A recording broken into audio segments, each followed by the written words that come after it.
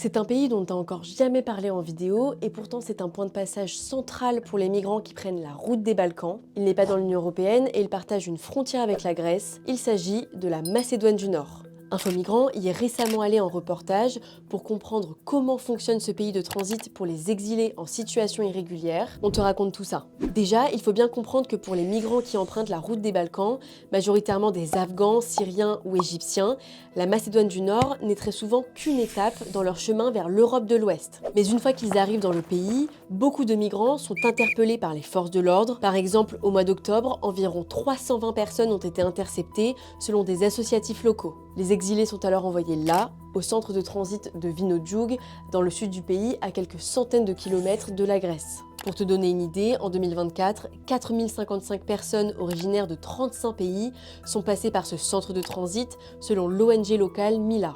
Là-bas, les exilés ont deux options: accepter un retour volontaire vers la Grèce ou déposer une demande d'asile en Macédoine du Nord. La plupart choisissent la première option. Dans ce cas-là, ils restent dans le centre quelques jours où ils peuvent dormir, manger un peu et prendre une douche, puis ils sont escortés par les autorités à la frontière. Une fois de retour en Grèce, ils sont livrés à eux-mêmes.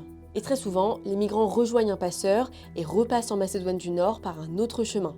Puis il y a ceux qui choisissent la deuxième option et qui décident de déposer une demande d'asile dans le pays, même si en réalité, personne ne veut rester en Macédoine du Nord, comme nous explique Mohamed, un jeune Afghan de 16 ans rencontré au centre de transit. Alors pourquoi est-ce que certains déposent quand même une demande d'asile ? Eh bien c'est pour avoir un moment de répit dans leur parcours. En gros, après le dépôt de leur dossier, les migrants sont transférés dans le centre pour demandeurs d'asile, dans la banlieue de Skopje. Là-bas, ils dorment dans des chambres collectives, comme sur cette photo envoyée par un demandeur d'asile à Info Migrants, et ont accès à des repas. Même s'ils n'ont pas le droit de travailler et ne reçoivent aucune aide financière, ils peuvent se reposer. Cette option de l'asile est privilégiée par des exilés blessés ou vulnérables, des personnes avec des enfants ou encore certains qui n'ont plus de ressources et qui veulent souffler avant de repartir sur le chemin de l'exil. C'est notamment le cas de Kayoum Aryoubi, un jeune Afghan de 17 ans. Il est arrivé dans le centre pour demandeurs d'asile il y a quelques jours. Il est blessé, n'a plus d'argent ni de téléphone, mais pour lui aussi, la Macédoine du Nord n'est qu'un arrêt temporaire.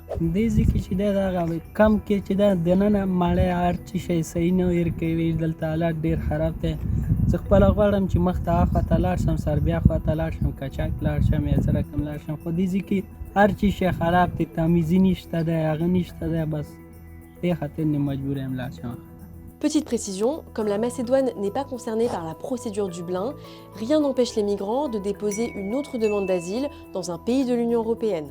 Selon l'avocat macédonien Miko Kipravski, 149 demandes d'asile ont été enregistrées en Macédoine du Nord depuis le début de l'année, un chiffre très faible par rapport au nombre total de personnes qui transitent de façon irrégulière par le pays vers le reste de l'Europe.